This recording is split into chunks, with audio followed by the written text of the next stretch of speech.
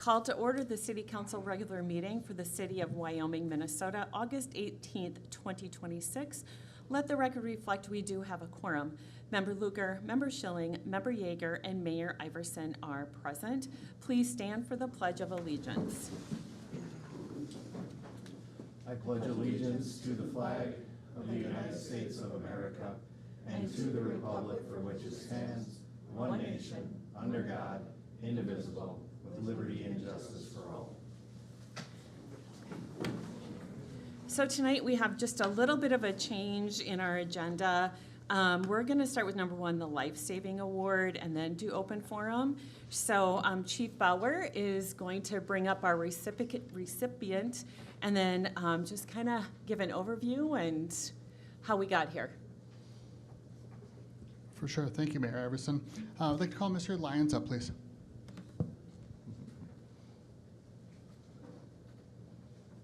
It's not a great place to stand in here that my back is. Yeah, you're fine. Sorry, guys. Yeah.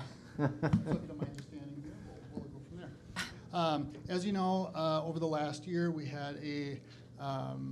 been really trying to recognize good work that does happen in our city. We had an award ceremony for our officers and our firefighters earlier this year.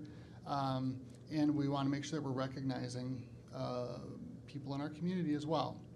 So as part of a change in our policy and procedures, we did add in that we can recognize community members as well for acts that meet our policy. And I'd like to just read this life-saving medal for Mr. Lyons. And then once we're done with that, family can come up, you can take photos. I know council would like to get some photos as well, if that works for you. Thank you. Okay, Mr. Lyons and community members and council. On May 11th of this year, Leo Lyons was working as a contracted Amazon delivery driver in the city of Wyoming when he encountered a violent assault in progress at a residence. Leo heard yelling coming from a home and he observed a woman who was bleeding from a serious head injury. He also saw a man holding a hammer. Recognizing the immediate danger, Leo entered the residence and confronted the assailant, directing him to drop the hammer. Leo successfully took control of the hammer and placed it out of reach. He then contacted emergency services and remained involved until public safety personnel arrived. The subsequent investigation determined that the victim had been struck in the head multiple times with the hammer. Leo entered an unpredictable and extremely dangerous situation without regard for his own safety. His decisive intervention stopped the assault, prevented the victim from sustaining additional injuries, and allowed her to receive immediate medical care. Leo demonstrated extraordinary courage, compassion, and sound judgment under circumstances in which hesitation could have resulted in the victim's death. His actions directly contributed to saving her life and reflected the highest ideals of community service.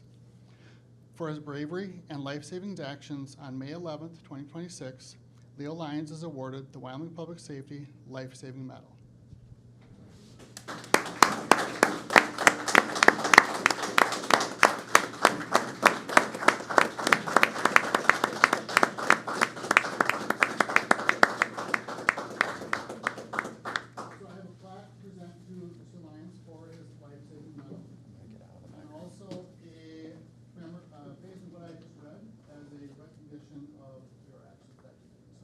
First, I want to thank you, and I know our community wants to thank you for our actions. We have a detective here as well that wants to recognize what you did. I know this was above and beyond what you're expected of the community member, so we do appreciate your service. Can we have council come up and for a picture, and then detective? Nope. No? Okay. All right. Okay, council, come on up, and then we'll have family come on up and. Ready?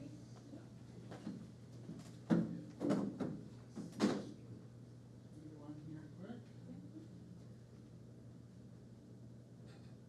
Perfect. There we go. Awesome. All right, we'll do family then. We'll go back and. I'm standing right here, so we're not. underneath. Yeah. I'll take them and I'll be happy to give them to you after.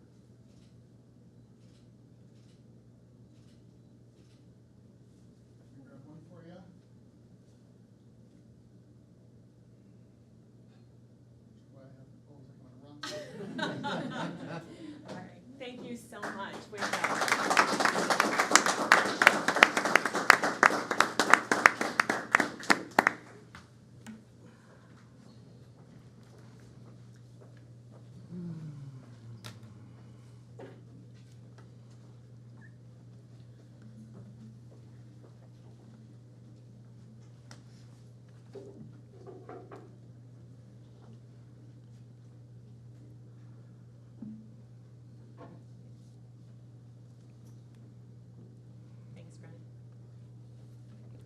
right, what a great way to start a council meeting. And as I was talking to Mr. Lyons earlier and to his dad, how do you teach somebody to run into danger, right?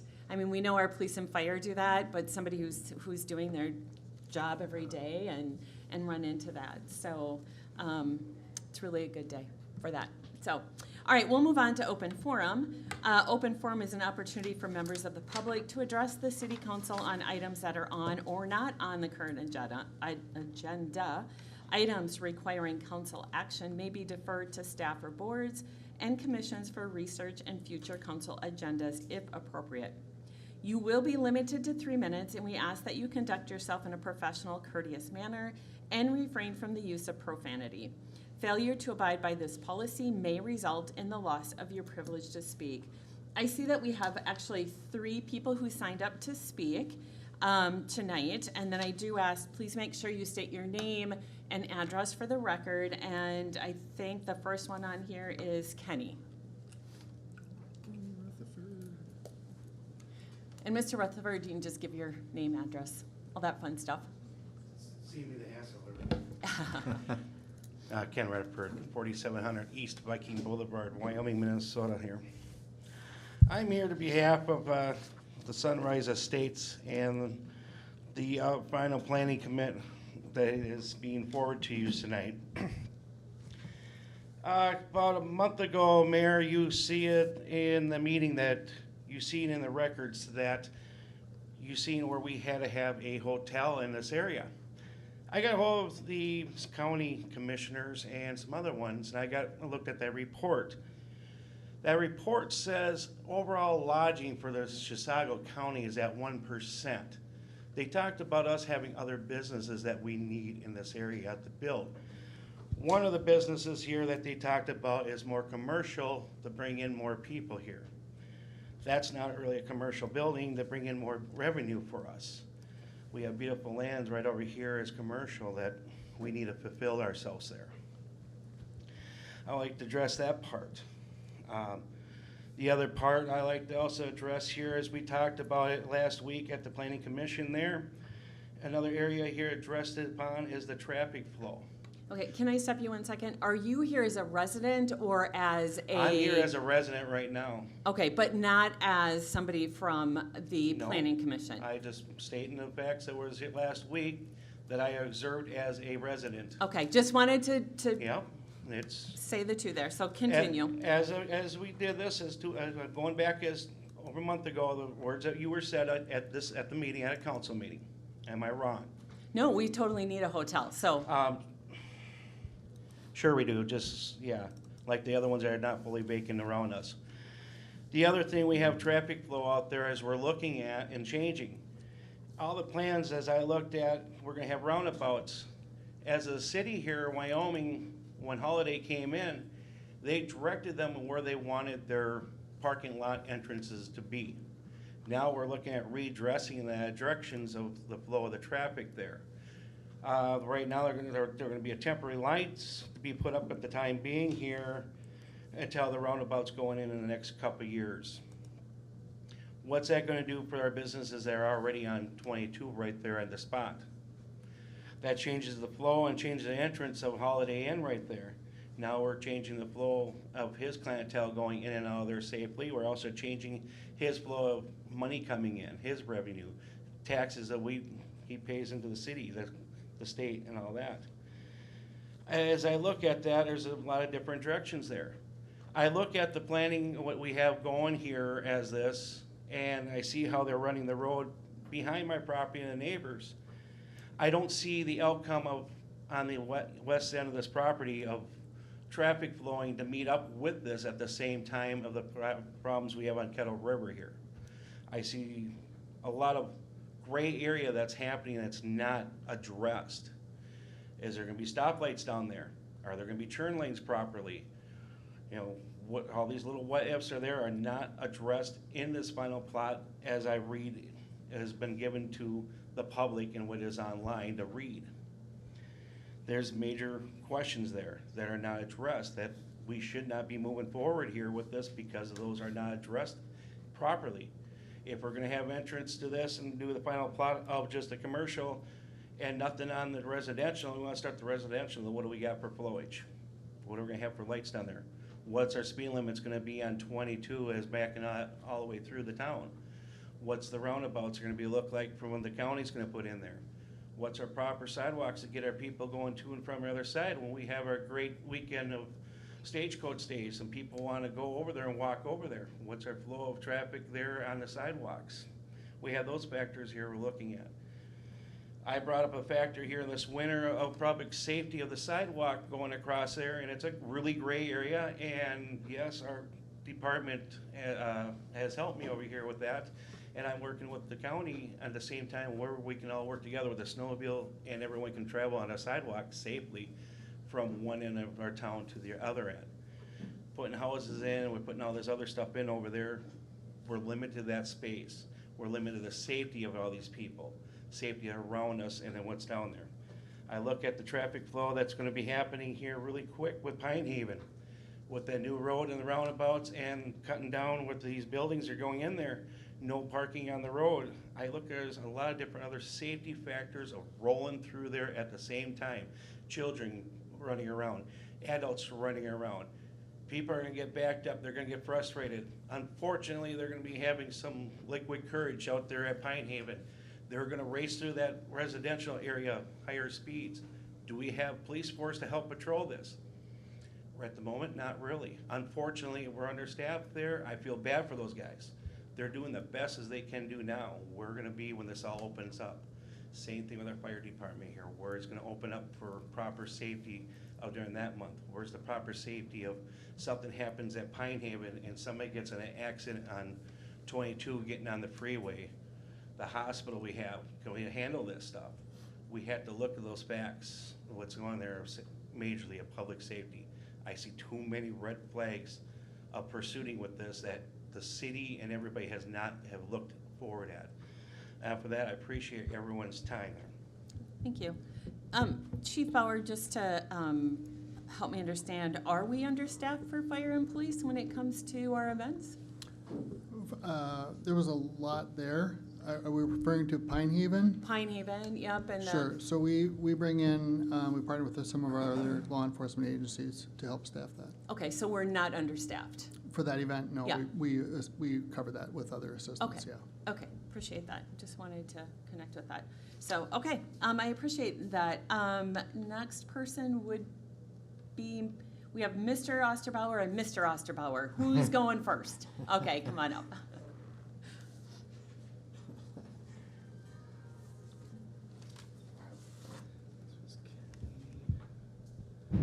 You're good.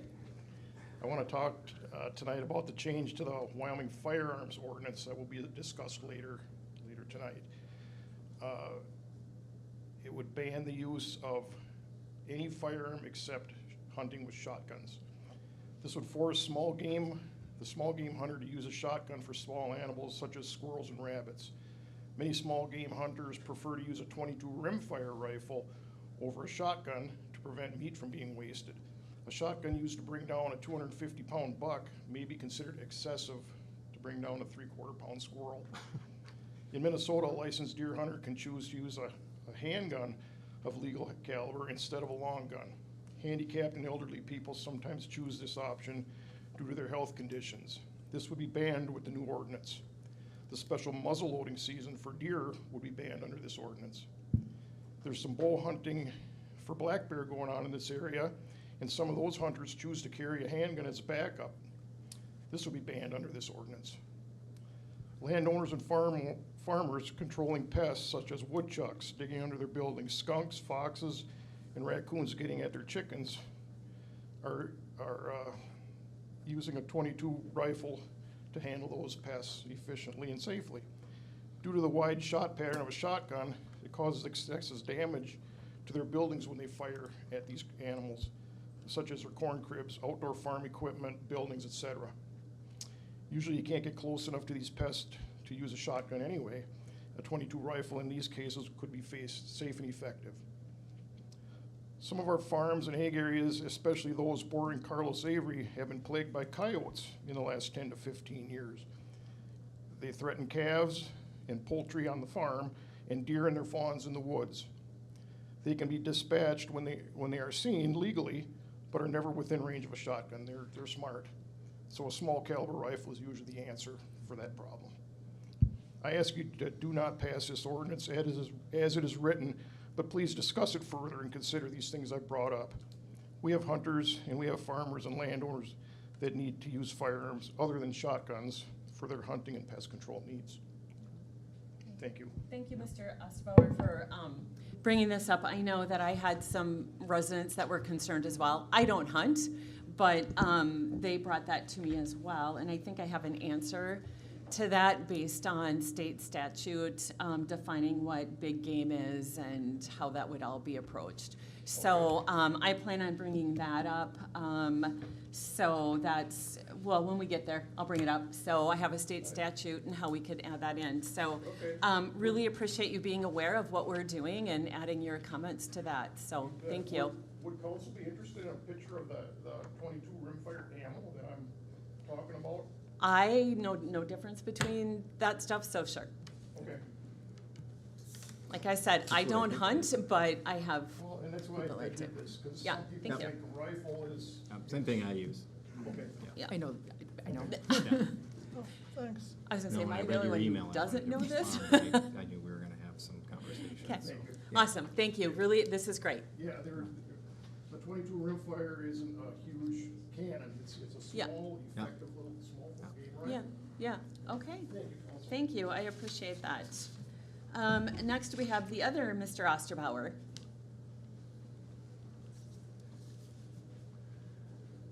Is yours firearm as well? I couldn't quite read it, What's so that? what you were gonna talk about? Yes, Is I'm it- sorry okay. about the handwriting. No, that's okay. Do I have to use this? No. You look like you have a big voice, so it's good. Thank you very much. Yeah, I'll take into account what you also addressed at the end of Yeah. Mr. Osterbauer's Yeah. speech. yeah, I think I'll probably ask or cover some of the same stuff. Sure. So bear with me, please. yeah, it's all good. So I would like to address the proposed ordinance pertaining Uh, to the. Just gotta back up, name, address. You're right, Sorry. Trevor Osterbauer, Okay, 5004 280th Street. okay, got it. Thank you. Haven't seen a while, Linda, how you doing? I know. I would like to address the proposed ordinance pertaining to the use of rifles for hunting within city limits. Handling firearms is an everyday routine for many. From concealed carry, open carry, home protection, hunting, sport, target practice, or for work, many terms such as velocity, trajectory, over-penetration, backdrop caliber, and bullet drop are common terms for people that handle firearms. For others, it's taboo or a scary thought that people are allowed to carry an object with the ability to cause such destruction and chaos for any reason. And rightfully so, with the way the world is now with news and social media, and it just fills our days with stories about crimes involving firearms. But to the hunting public and law-abiding citizens, firearm safety is of utmost importance. From the very first moment of wanting to handle a firearm, many as young as 5, firearm safety is drilled into our heads. There are many rules and procedures to hunting and firing any weapon. There are 10 rules that stand out the most. They are commonly referred to as the 10 Commandments of firearm safety. They are as follows, but not limited to. Number 1, treat every gun as if it is loaded. Always assume a firearm is loaded and ready to fire, even if you think it is empty. Number 2, keep the muzzle pointed in a safe direction. Never let the barrel point at anything you do not wish to destroy. Number 3, keep your finger off the trigger. Rest your finger outside the trigger guard until your sights are aligned on the target and you are ready to shoot. Number 4, unload when not in use. Any load a firearm, apologize. It's okay. Only load a firearm when you are in the field or actively shooting at a range. Number 5, do not rely on the safety. Treat mechanical safeties as backup tools, not as a replacement for safe handling habits. Number 6, know your target and what is beyond. Verify your target completely and make sure a solid backstop or safe area lies behind it to catch missed shots or over penetration. Number 7, check the barrel for obstructions. Ensure mud, snow, and excess oil is cleared from the bore before firing. Number 8, use correct ammunition. Match the proper caliber or gauge size specifically designated for your firearm. Number 9, handle misfires with care. If a cartridge fails to detonate, keep the gun pointed downrange for a brief period before slowly unloading it. And number 10, wear eye and ear protection. Protect your vision and hearing from loud reports, gas, and debris every time you shoot. With these rules and precautions in place, personal and public safety is protected. Along with firearm and hunter safety, the Department of Natural Resources has laws and regulations that all hunters must abide by. Rules such as, but not limited to, you can only use hollow point ammunition.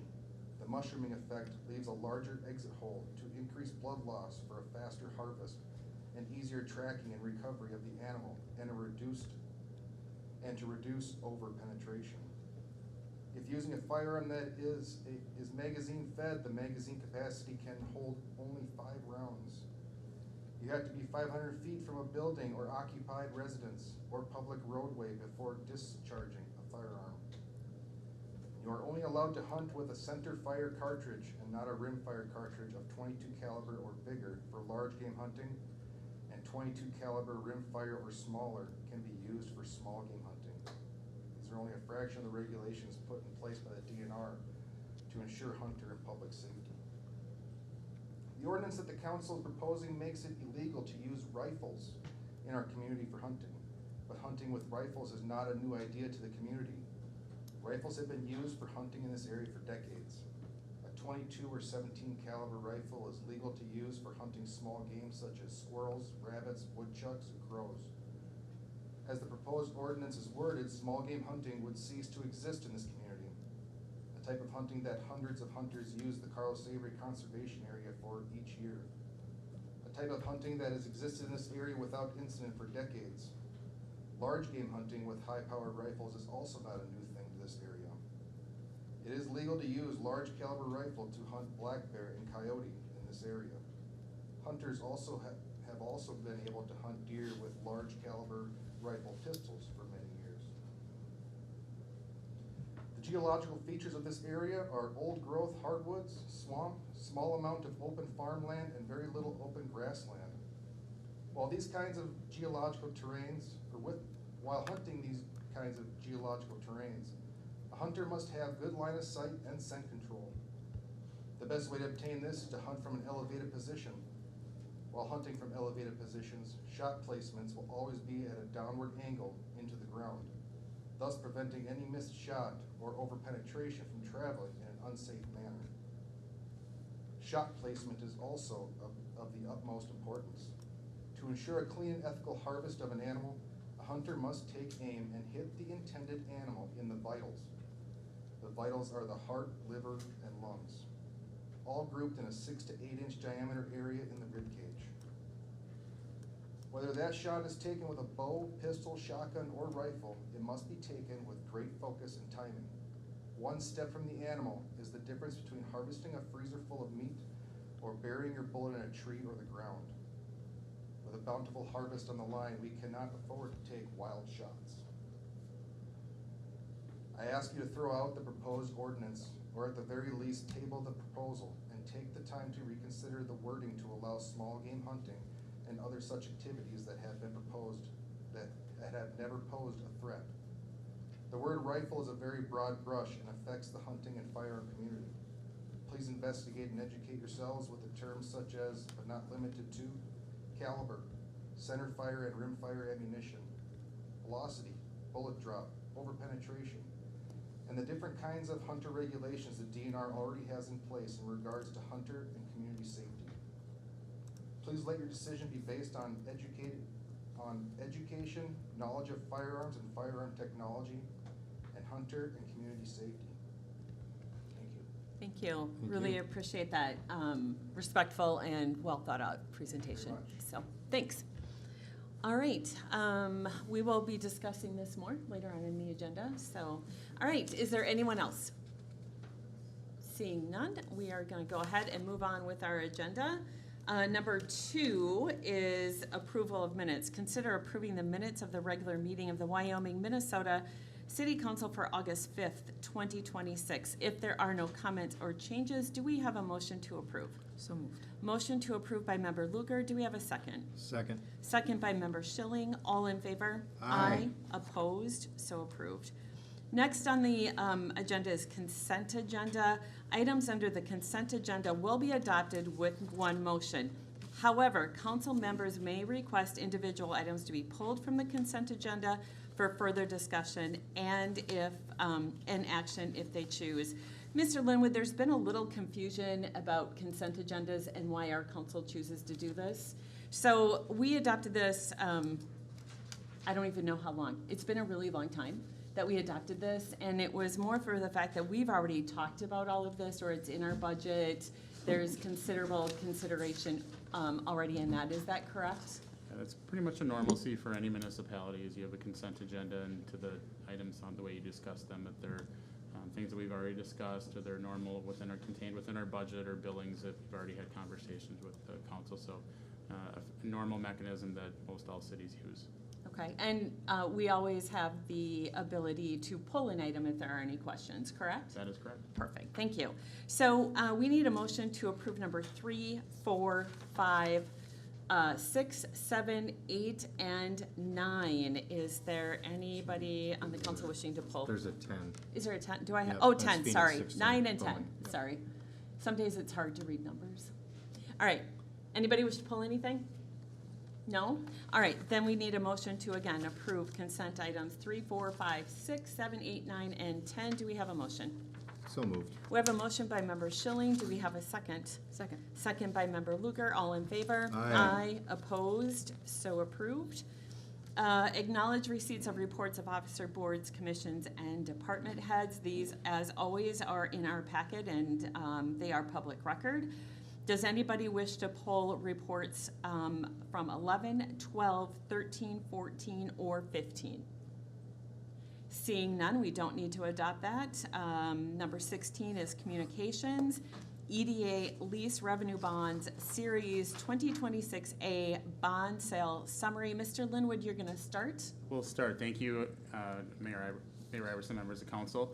Tonight we will have Chris Hogan from Baker Tilly, the city's financial advisor, to discuss the bond sale for our lease revenue bonds that was held last week, and she will be going and doing some summation of that and answering any questions the council may have on that. So with that, I can introduce Ms. Hogan. Welcome. Thank you, Mayor and members of the council. Chris Hogan, Director of Baker Tilly. I serve the city as their municipal advisor. So like Rob said, I'm here tonight to go over the bond sale summary. This bonds did sell last week. So the city of Wyoming, the Economic Development Authority, sold $9,345,000 lease revenue bonds, Series 2026A on Monday. The board did approve the resolution awarding the bonds to Northland Securities at the board meeting on August 10th. The board further approved a ground lease, a lease purchase agreement, and a trust indenture, which are components of a lease bond issue. The proceeds of bonds are going to be used to finance acquisition and remodel of a city hall and the fire station, and the cost of issuing the bonds. The overall repayment term of the bonds is a 20-year repayment term, to which the bonds will be repaid from rental payments from the city to the authority, and that's an annual appropriation lease, so it's subject to annual appropriation. The bonds do have a callable, optional call of February 1, 2036, which means at that point the bonds can be called and refinanced if the market would be in a good place. So this is a summary of when we kind of started the process mid-June. We were looking at a market showing a true interest cost bonds pricing at a true interest cost of about 4.331.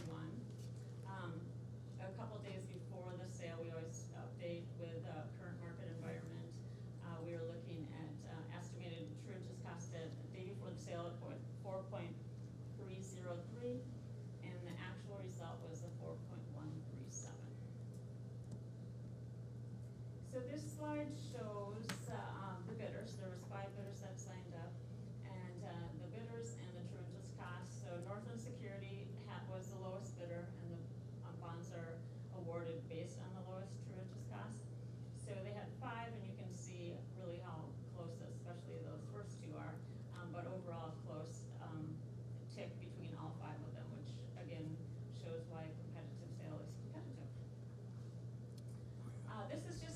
track of the pricing.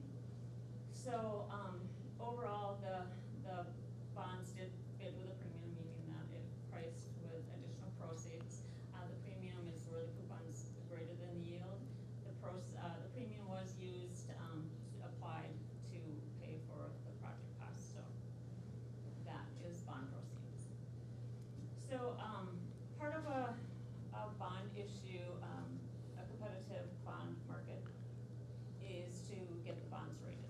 So we went through a rating process, about a couple weeks before the bonds. So we met with a Moody's analyst, and there's reasons that, you know, if you have a market bond, that you get the bonds rated. It's, you know, so it shows the measures of the city's financial strength and their ability to repay the debt. For investors, it serves as an independent third-party assessment. It supplements their due diligence. The stronger the rating, the lower interest cost. So the bonds did receive a rating of AA3, which is one notch lower than the city's general obligation bond issues, and that is typical for a lease annual appropriation. So, as a little summary from the rating report. So the credit summary, these are just some of the highlights. They noted robust financial reserves, strong budgetary and capital management practices. The economy is growing modestly. Resident income and wealth metrics are a credit strength. They always give indicators what could lead to upgrade, what could lead to a downgrade. Upgrade, continued growth and diversification of the economic base that would bring the resident income more in line with higher rated peers. Long-term liabilities ratio would consistently be below 100% of revenue and maintenance of available fund balance. Factors that could lead to a downgrade would be available fund balance ratio approaching 50% and long-term liabilities ratio approaching 250%. And I did want to talk a little bit more about this because when we went through the rating conference with the Moody's analyst, she actually presented a rating scorecard. So they provide a rating is based on 4 categories.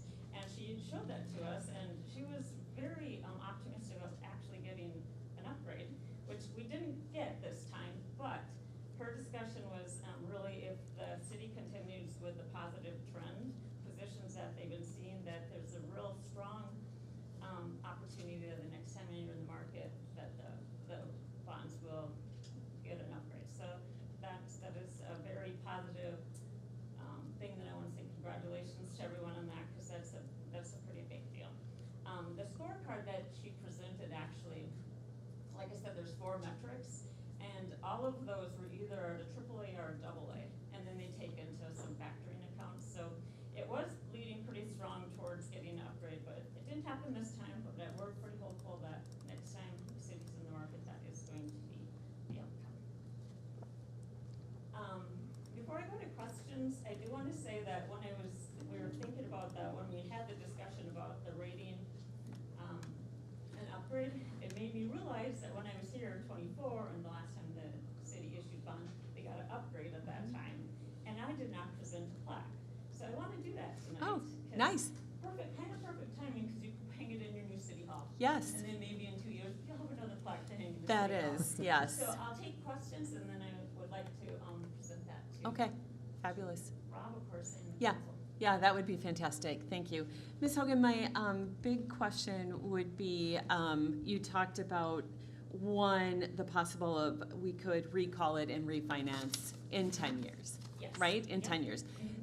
So that's a pretty good deal if the market is favorable to be able to do that and save us money, right? Yes. Okay. And the interesting thing about that is you can actually refinance as a general obligation too. So Okay. sometime in the future, Yeah. which is, you know, if the market is in a good place to refinance and have interest cost savings, you can do a general obligation. Okay. So you could actually get additional savings. Yeah, that's great. I appreciate you bringing that up. And then the other thing I wanted to point out really is the interest rates, and there was 5 bidders, right? 5 or 6, 5. Yeah. Is that pretty standard, or is it something that's a little more of an anomaly? That's interesting. It's dependent on the week, how many other bond issues are selling that day or that week. the market environment, which has been a little rocky, to be honest. I did look back and, Wyoming's bond issue they sold in '24 had 5 bidders too. So I would say that's a good competitive sale, you always want more than 3.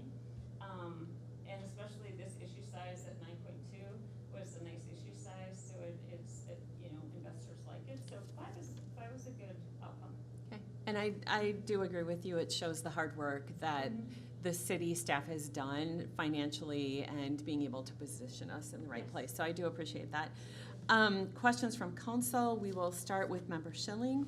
I actually don't have any questions, but I was happy at EDA to learn that that rate came in lower than we anticipated, so I was very happy about that. So that's all I have. Member Yeager. All right, well, since the bond rating is AA3 and lower than the cities, how much more are we paying in interest if we're using these types of bonds rather than a GO bond? Because you just said the GO would come in cheaper in 10 years. You're right. So typically, because it's a lease, that's the reason it's Yeah. much lower, because they have to annually appropriate, so it's a little bit slighter of risk. So, overall, generally, a differential would be 20 to 25 basis points. So I did actually put some numbers together, just some of that. Looking at the bond issue, the way that it's sold, I did an estimate that if it sold as a general obligation and a guesstimate about 25 basis points, it would be overall, 285,000 less a year, which would equate to 14,000 annually less Okay. of debt service. And then, of course, that's an estimate because you don't know exactly, but it's a pretty good estimate. Thanks. Any other questions? No, that was it. Okay. Member Luger? I have no questions. Okay. I only have one question actually for Mr. Linwood, maybe Mr. Wack. Doing a general obligation bond, we have to go to an election for that? At some point in time, there are some people asking about they want to vote on it, right? But if we were to wait for some type of voting mechanism, we had somebody speak about this.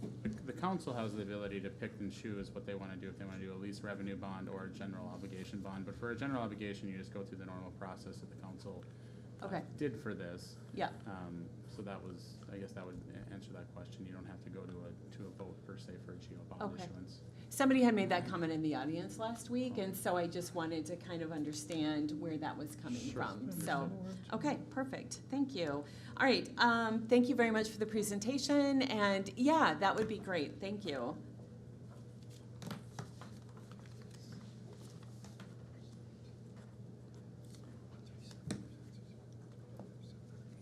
Nice, okay. Do we want to, we should have a picture, if Sure, we that's can do a okay. photo. So staff and council would be I can fabulous. just get the council. Well, no, sorry, Mayor trumps this one, sorry.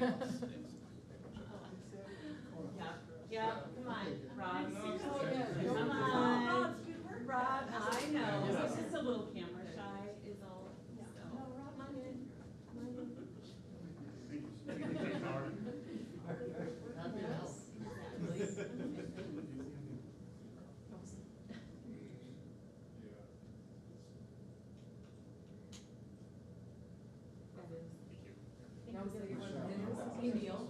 Hopefully I'll be back with another Thank you.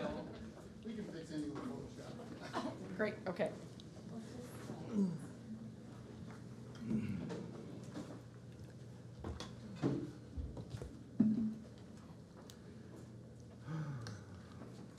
Thanks, Ms. Hogan, for coming in and sharing that great news and the plaque.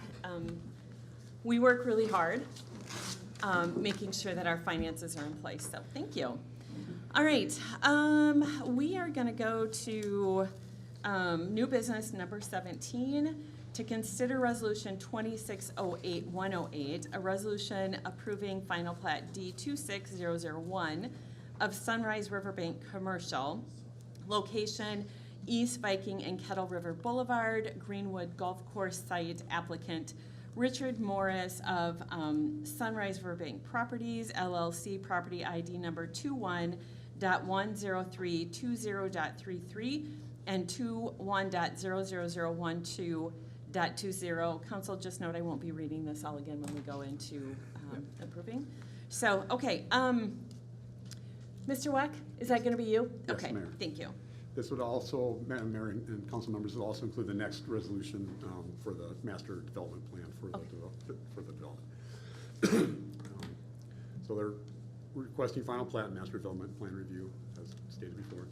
It's a approximately 15.6 acre site. It'll be creating 3 developable lots, an outlot, public right-of-way. They're proposing a hotel, an apartment building, and a convenience store with liquor and gas. Currently zoned mixed use and guided for mixed use, so the guide, or the zoning is correct. Proposed gas station site, proposing the gas station, the convenience store, and the liquor store. The lot size and width meet the requirements. Side yard setback is based on the height of the building, and with this being on a corner lot, basically with 3 sides, it's a little tough to tell where things are gonna be until they actually provide a elevation drawing of the building. Based on our requirements, there's 56 stalls to be required, only 42 are proposed, so they're short 14 stalls. Last week when Ms. Lindquist was presenting this to the Planning Commission, she explained also the gas stations are a little bit different than a normal store. Most people start parking in the actual gas pumps, and those aren't counted as parking spaces.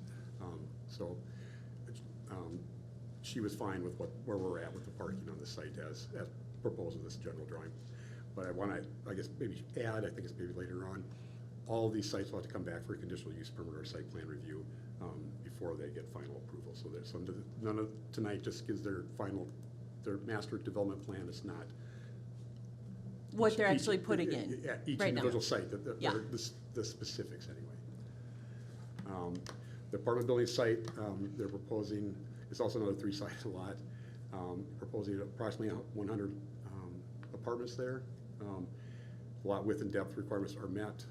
Again, it's hard because we don't have an actual plan to make sure the parking is correct, but based on the number of units they're proposing, it is correct. The proposed hotel site, again, the lot dimensions meet requirements. They're required to have 80 stalls based on, again, what they've provided. They're proposing 92. We did not have any renderings to see what their architectural design would be of this building. So landscaping is conceptual with no specifics yet. Site plans must include a landscaping consistent with the city code, and this will be on each individual lot as they're being developed, and the same with the lighting. Utilities, stormwater management is being taken care of on site, water and wastewater. We've ran a new water line underneath the freeway for this one. They're proposing an extension of 270th Street. It will go to the western edge of the commercial site and will eventually connect with a residential area. Sunrise Court is a cul-de-sac, and there will be rebuilding Kettle River Boulevard to 270th Street with a big grading. They are working on their wetland replacement plan. Some wetlands will be impacted with this development. I just received a letter yesterday from Army Corps of Engineers for the comment period. Their comment period will be end of this month. Transportation, again, a traffic study was done, which gave proposals. The applicant shall remove the County Road 22 access into the Village Inn after paving the Kettle River Boulevard. Increase the width of Kettle River Boulevard to a 26 wide rural section. And the applicant shall pay for the design and installation of a temporary traffic signal at the intersection of Kettle River Boulevard and CASA 22. It's temporary because roundabouts will be constructed by the county and MnDOT in the future. And instead of spending the money on a full traffic signal, a temporary one will suit the purpose. We're proposing installation of sidewalks and trails. We're install a sidewalk along the public drainage and utility easement from the hotel to Kettle River Boulevard. It's kind of drawn there at the end of the cul-de-sac and follows that zigzag line. We'll be requesting a fee in lieu of park dedication on the commercial side. They are dedicating a 2-acre approximate park for the residential development. That's separate from this. Staff's proposing they pay the park dedication fees with the building permits. Here are the conditions of approval. There were 5 for the master development plan and then 8 for the final plat. I think it was 8. I don't have that in front of me, sorry.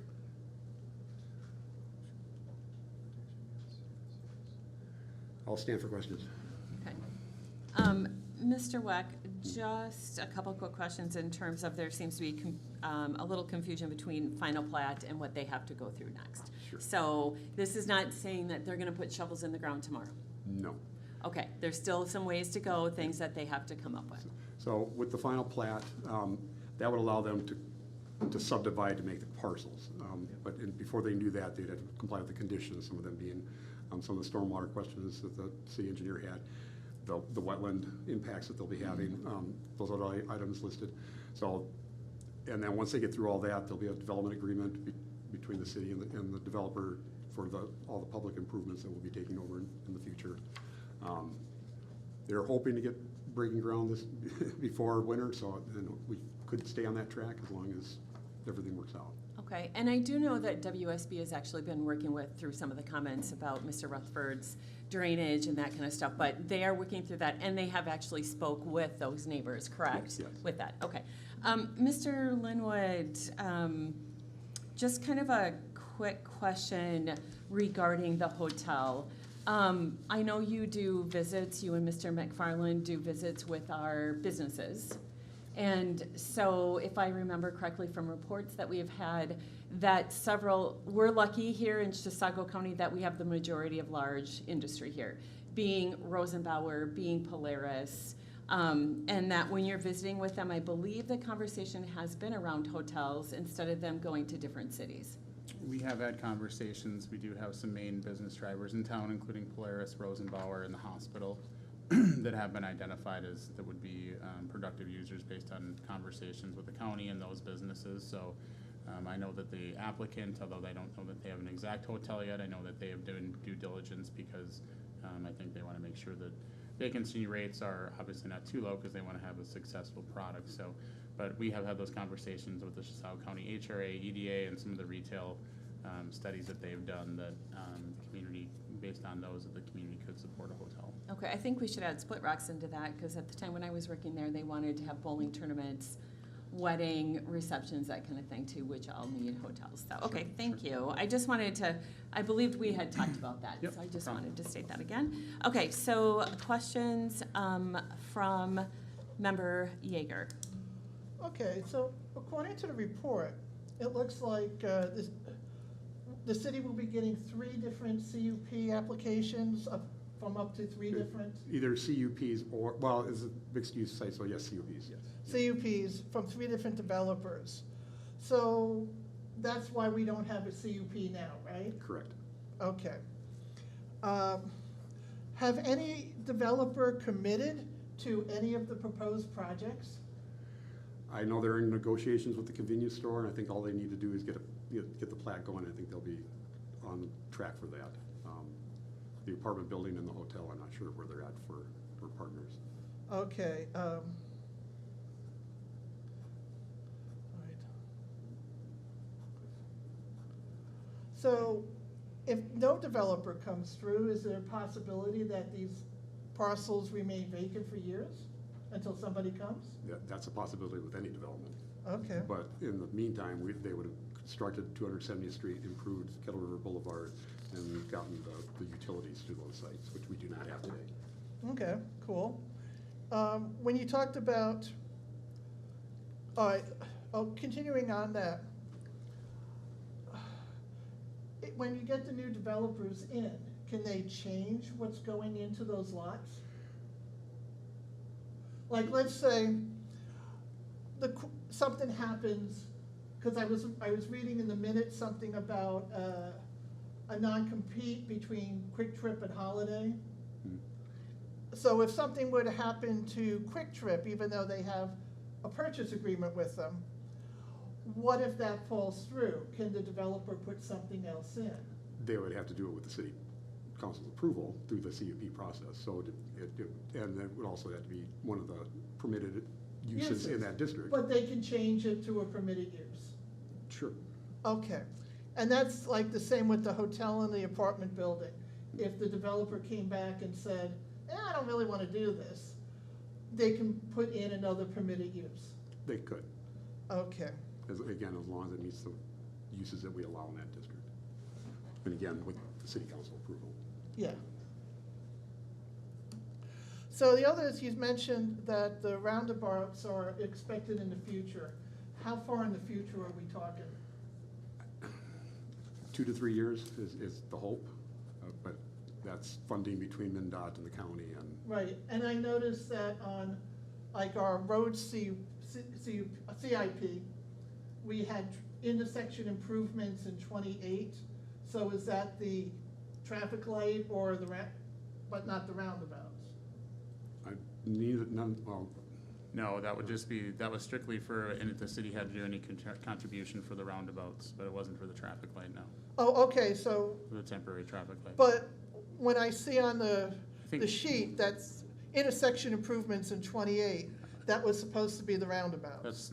That's the estimates that we've been hearing based on some of the conversations that we've had with the county and the state, but it's fluid and how the funding works from the MnDOT and the county, that's, just, we put I guess, bookmarked it, that hopefully that will, based on our best presumptions from them, that'll, when it'll come true. Okay. Yeah. So, and then under utilities, you talked about having to extend the water main. Mhm. Who's paying for that? Is that the city, the current developer, the new developers? The developer would be doing that The current one? currently. Because Okay. he has to get the pipe in the street to the lots. Okay, cool. And then I've heard questions about the old house, the dilapidated house being removed. When is that scheduled? I believe they still have a rental in there. Do you? There is no longer a rental. Okay. Then, Okay, do you have a timeline for removing it? Well, the plan is when our excavation starts, the renovation of the house would be a part of that process. Okay. And the house will go at the same time? Yes. Okay. I mean, the one thing that it's just raising a red flag for me is that it could be, the apartment house, the hotel, and the Quick Trip could change by the time we get to a CUP. And I kind of like to know what I'm voting on before I vote on it. Voting on a final plat. Well, yeah, we're Well, not, yeah, you voting can't on a deny final it based plan, on that. but, Yeah. but when you talk master I agree, plan, yeah. So, and you said the final plat is necessary for the subdivision to take place? correct. Okay, Yep, cool. absolutely, yep. That's all I had. Member Schilling? Linda kind of covered most of it, but yeah, we are voting on a final plat right now, and what's there is allowed under our uses, and it's meeting the requirements, so I have no objection to this. Look forward to seeing something proposed in his plan review box. So. Okay. Member Luger? I have no questions. Everything was covered. Okay, and then I just want to point out, council did receive a letter from Mr. Morris, just reserving time to have some more conversation about park dedication fee. Is council good with that? Yeah, I am, because it is also something that I've seen in my tenure as well. They can move these around when they're paid on development agreements and developments, so. Okay, Because everybody? either way, it's getting covered. Yeah, so. okay. And Alright. if I'm not can I add one more thing? Please. I apologize. No. If you guys had a hotel right now and an apartment and the Quick Trip, get me, am I wrong, just the apartment and the hotel alone are gonna take more than 2 years to build if you started in the spring, approximately. So that's gonna fall in line when we're looking at our roundabouts and our redevelopment of that site as well. So I don't anticipate these being built at this point and being a problem without the roundabouts or the traffic control over there being addressed, so. That's it, that was all I Okay, had, sorry. sounds good. I Okay. forgot to add that on my. That's all good. so. Okay. So if there are no further questions, we actually are going to vote on 17 and 18. We'll start with 17. To consider Resolution 2608-108, a resolution approving final plat D26001 of Sunrise Riverbank Commercial. I'll make that motion. Do we have a second? Second. We have a second. All in favor? Aye. Opposed? So approved. Number 18, to consider Resolution 2608-109, a resolution approving the master development plan of Sunrise Riverbank Commercial location, I'll read all this, East Viking and Kettle River Boulevard, Greenwood Golf Course site applicant Richard Morse of Sunrise Riverbank Properties, LLC property ID number 21.10320.33 and 21.001220. I'll make the first. Do we have a second? Second. We have a second by member Schilling. All in favor? Aye. Opposed? Nay. So approved. To consider Resolution 2608-110, a resolution amending the order of the City of Wyoming regarding the hazardous and substandard building located at 26237 Forest Boulevard, Wyoming, Minnesota 55092. Mr. Weck? Madam Mayor, council members, this is back on the agenda because I made a mistake. I did not include a timeline for a reasonable time for her to make repairs. So on page 3, item number 1, added to the order is the property owner shall by September 8th, 2026, or within 20 days of the date of service of this order, whichever is later, submit building permit applications to repair or demolish the structures on the property. Statute requires after she's been served to respond within 20 days to that summons, so that's why I started with the 20 days. So. Okay. So you're just updating it, basically? Okay, yes. Okay. All right. So we need any questions? Member Luker? Member Schilling?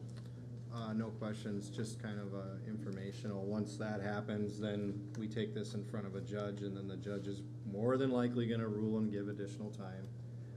I've seen it time and time again, so be prepared for that as well. But most of the time, when these are done properly, put through our city attorney and building official, it will make its way through the court, it will get approved, and will be a final solution on this dilapidated building. Okay. And the building has been secured, it's all poured. It has I did been. see Okay, that, good. yep, yep. Okay. That was fantastic. Member Yeager, any questions? Okay, I hope you're wrong on that. I hope that, Member Schilling, that it goes quicker. So that's my hope. So it's a very, very valuable piece of land at some point in time, right? Yeah, the land is valuable. Yeah, not that Until we get building. rid of Right. the eyesore on it. Yeah, okay. So we need a motion to approve Resolution 2608-110, a resolution amending the order of the City of Wyoming regarding the hazardous and substandard building located at 26237 Forest Boulevard, Wyoming 55092. Do we have a motion? So moved. We have a motion by Member Luker. Do we have a second? Second. Second by Member Schilling. All in favor? Aye. Opposed? So approved. Number 20, to consider approval and adoption of ordinance 2026-03, an ordinance amending the City of Wyoming Code of Ordinances, Chapter 22, Offenses and Miscellaneous Provisions, Article 1 in General, Section 22-4, Permitted Use of Firearms. Mr. Weck or Mr. Linwood? I'll be taking that. Okay, and you'll kind of, the history of why this is coming before us? Yeah, I'll go through it, and then I know we had comments from the Osterbauers too. So, Okay, perfect. just a little bit of background on this for the audience and for the council. During the 2025 legislative session, so essentially 2 years ago, the Minnesota legislature repealed the longstanding shotgun zone for deer hunting. So that was effective for the 2026 deer hunting season. So rifles can be used for deer hunting in areas where state law previously restricted hunting to shotguns and other authorized firearms. They also adopted a statute which allows county boards located within the former shotgun zone to adopt an ordinance following notice in a public hearing limiting those types of firearms that may be used to hunt deer within the county. Chisago County did not adopt a countywide restriction under the authority, even though that this used to be a shotgun zone prior to that. So beginning in 2026, unless the applicable local, which would be the City of Wyoming, reviewed and made any changes, that would just be the norm that takes place. I kind of went through a little bit in regards to our mix here of rural and natural resources, our natural areas. We do have approximately 42% or 5,869 acres that is open space in portions of Carlos Avery, wetlands, natural areas. At the same time, we do have certainly some rural components of the community, but we also realize that there is some transition in some of the agriculture and former township areas, and then we're seeing more suburban development, and some of those bigger lots are becoming smaller lots in regards to 1, 2 acre, 5 acre ones. As a result, we still want to have hunting opportunities within the area, but want to be thoughtful in regards to, we have residential properties, roads, trails, and public open space. And I think that's what we thought about a little bit in the areas around Carlos Avery, where we have some of those larger undeveloped areas. We have an existing ordinance that's historically permitted hunting under section 2248, and then there's a 500-foot separation from parks, trails, buildings, areas containing livestock, unless the property owner by the hunter or appropriate permission has been obtained. With the repeal of that shotgun zone, rifles could now potentially be used for deer hunting within Wyoming, where previously that was prohibited by state law. And so we did have conversations from staff, our zoning administrator, our chief of police, just talking about that public safety perspective and rifle projectiles and how they can travel a greater distance than shotgun projectiles is something that we took into consideration. We did look at this, and you saw how the ordinance was worded.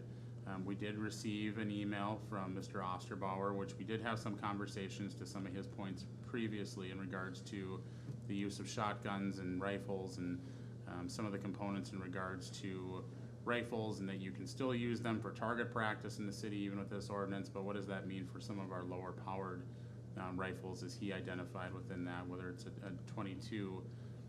And so staff today, we kind of went back through this and took a different look at this, and I think Mayor Iverson, I know you had kind of brought up in regards to some of the state statutes. Yep. So we do have a little different version that we would like to share with the council, and it's something we kind of did at the end of the day. But essentially, the first one, we just still did an update to section 8, and I'll kind of go through that with the council.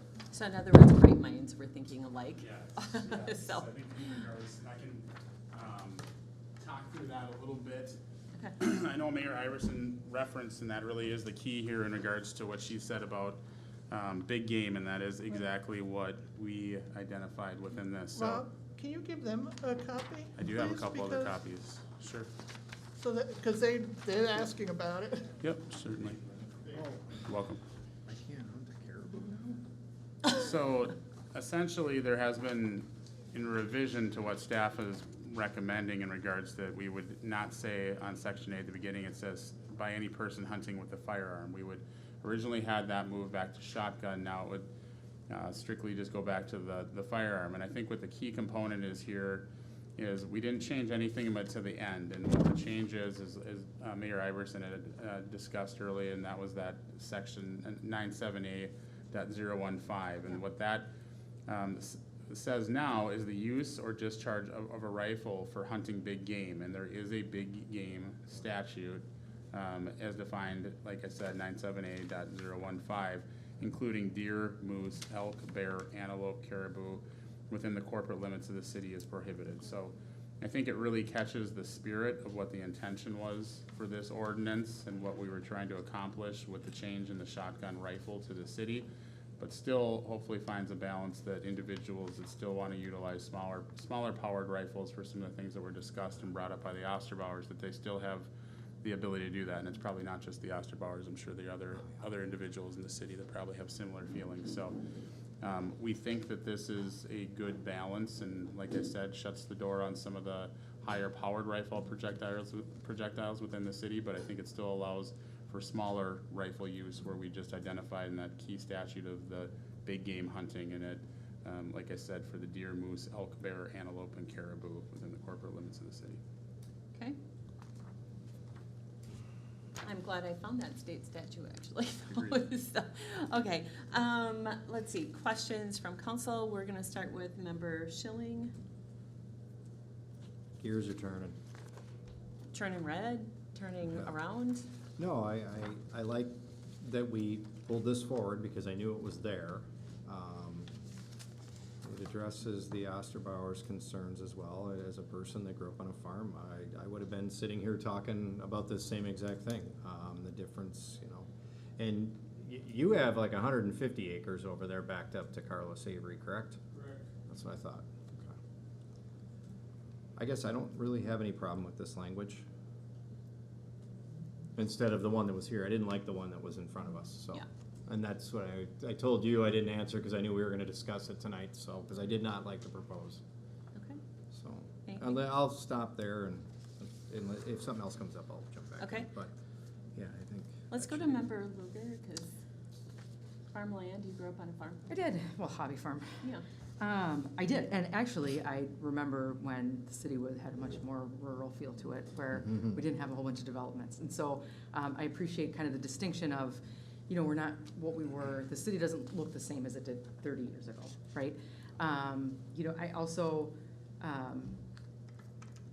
know that, so we have to accommodate and ensure that everybody's safe, you know, in the community, no matter where they are. Having been through concealed carry training, I'm aware of the 10 Commandments.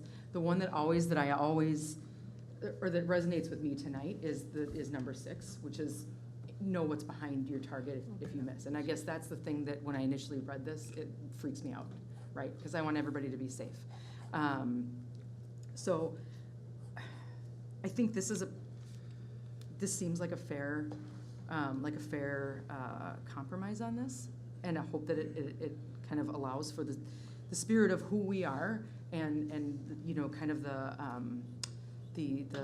activities that our residents like to enjoy. I'm not a hunter myself, but I certainly respect you know, farmers and hunters' rights to be able to discharge weapons safely where appropriate. So, yeah. Thank you. Member Yeager. Do we need to spell out anything about small game hunting? I think in the way with this, it is not, it wasn't previously identified within the ordinance, and what we were trying to accomplish with this is we were not trying to get rid of, I guess, the idea of small game hunting. So I think, I guess we can have our legal comment on it, but I think with the change in it, it accomplishes in regards to what our concerns were with the higher powered rifles, but doesn't, it really is mute on that component, which would be allowing it. I don't know if our city attorney would have any different perspective, but. Yeah, Madam Mayor, members of the council, Councilmember Yeager, what Administrator Lewood said is effectively correct. It still permits, right at the very beginning, by any person hunting with a firearm, and then has a very specific exclusion, which is use of a rifle for that defined big game. And so technically, as this is written, any other use of a rifle, small game hunting, the sidearms that these gentlemen talked about, the different concerns, those will all remain permitted because of that very first line. It just has that very specific exclusion with regards to the big game. Okay. You gentlemen, okay? Just state your name again, sorry.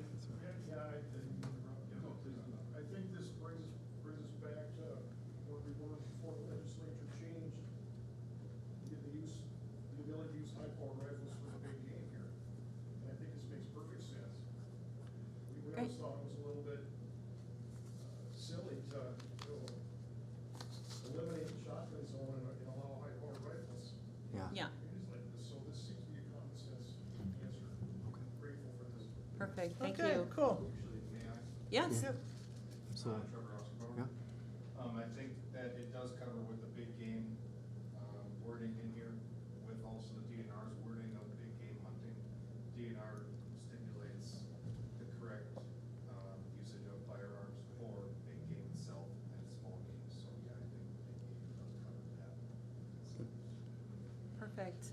I would just like to say, I always appreciate our residents who can come in with knowledge and help the council out.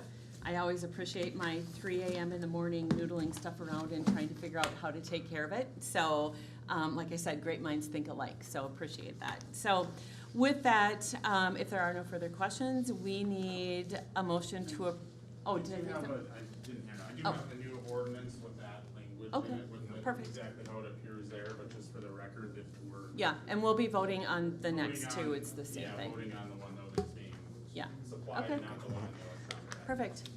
Yeah, I didn't know if I had to revise a motion. Yeah, that's what I was about to say as soon as she was saying it. He goes, nope, I got it. I go, okay. I'm not surprised staff had that though. Yeah. So. Well, they're always on top Yeah, of it. exactly. Okay. All right, so we need a motion to approve and adopt ordinance 2026-03 as Revised. revised to the council and in front of us for the amending the City of Wyoming Code of Ordinances, Chapter 22, offenses and miscellaneous provisions, so on and so forth. I'll make that motion to approve. Do we have a second? Second. We have a second by member Luker. All in favor? Aye. Opposed? So approved. Number 21, basically the same thing, to consider resolution 2608-111, a resolution adopting and approving the adoption of ordinance 2026-03, an ordinance amending the City of Wyoming Code of Ordinances, Chapter 22, fences and miscellaneous provision, Article 1 in general, Section 22-4, permitted use of firearms. Do we have a motion? I'll make the first. Do we have a second? And then just so council knows, this one is fine as it is Yep. presented, Yep. because it doesn't Yep. have the detail, it just talks about a change in the firearms ordinance for the summary publication, so we didn't Yep. need to do a change on that one if there were any questions on that. No, But we don't need to do a change on this. Correct, because it doesn't, it just is the large Okay. summation of the section, but it Cool. doesn't identify the detail that we just did in the adoption of the normal ordinance. Okay. So I made the first. Do we have a second? Second. Second by member Luger. All in favor? Aye. Opposed? So approved. Okay, so we're gonna go into council reports. I was checking my calendar because it's amazing how fast things go. Let's start with member Yeager. Oh, I attended the work session before this meeting. Thank you all for coming. Thank you all for watching. Okay, member Schilling. Attended the EDA meeting last Monday and the work session prior to this. Thank you for watching and thanks all of you that came. Okay, and member Yeager, or member Luger, sorry. I also attended the work session earlier tonight as well as the sewer commission meeting last night. Thank you for coming in. Perfect. I also attended both of those. Stamp Out Suicide, that was a great event. I can't tell you how many people said thank you not only to our public safety, but to our public works as well. So good job to everybody involved with that. Over 1,200 people did attend. It was just, again, 15 years, personally hard to believe, but always well attended. My thought is always, I wish there wouldn't be as many people attending because that means we'd have less deaths by suicide. I also attended the EDA meeting, the Planning Commission meeting, and I'm always proud to say this. I presented at a group of women who are thinking about running for local or state government, and there was 9 women from various cities, and it was great to talk about Wyoming, what mayors do, what council does, and how we directly affect the most amount of people. So that was that, and then joint sewer as well. So that's all I have. So with that, Chief Bauer, anything going on that we need to talk about in your, nothing big, right? We have Come- Stagecoach coming up. That's right. The 19th of September. Okay, okay, and then we also have the fire relief banquet in October. Okay, so that's coming up. Okay, Grant, do we have anything on your side of the world? I don't believe that we do. The signs out, corrected when you install for the railroad park. Sure, yep. The Signs for Railroad Park, Mr. Gatza was in here for the work session. Did connect with Campus Hamburg at WSB, and those were corrected, so we reviewed them as well, so they'll be going up. She's gonna send them off to the manufacturer soon. Okay, great, and I think PAC is all, we have everybody we need, right? There's no open seats for Yeah, that? this is the first time that there's been 5 since I've been here, so that's Yeah. exciting. That is very exciting. Okay, anything on the engineering side, roads, anything? Not at this time. The Okay. 2026 project is substantially complete, just working on some restoration with the contractor yet. Other than that, working on the 2027 feasibility report. Okay, I know those residents will be excited. I do have a question on Yes. the 2026. Is somebody gonna come through and smooth out the road from where it's pitted and everything? I guess I'm not aware of the Okay, exact, when I those walk exact down the street, locations. I mean, I could see where the road's roughed up, where the road's pitted. It's one thing if it was just a repair, but when you're starting to assess people for it, I think people might be would get upset when they see like the marring and the imperfections in the road when it was just done. I'm Yeah. guessing like a lot of things we go back before we okay everything, right? And Yes, Yeah. correct. And I don't know if there's any specific locations, if you want to get those over to me or Oh, I Mark was and- walking down 258th.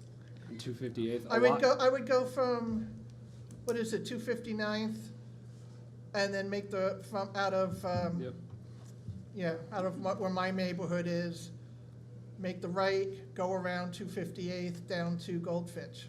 Mr. Reeves, would you be able to, because there's some other things you're gonna do there, would you be able to take a look at that, get back Yeah. to Mr. Linwood and connect with the engineering? Certainly, this could be some of the turning of wheels, when a vehicle's not moving. Yeah.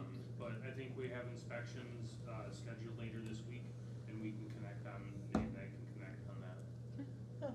Happy to do so. Okay, Member Schilling. I do know that, as Linda stated, I've seen some things. I was gonna actually talk to Mr. Erickson, but I know in previous road projects that we've done, they have to make it through our punch list, they have to fix the inconsistencies, and they have to take care of that. And I know that's kind of the stage we're in right now, so we Yeah, should so be. I hope. Yeah, right, okay, yeah. Punch list is what I Punch was list trying is- to, I know, I'm like, it wasn't coming out right, so, okay. It's my favorite So, with that, we need a motion to adjourn. So moved. We have a motion to adjourn by Member Luker, do we have a second? Second. Second by Member Schilling, all in favor?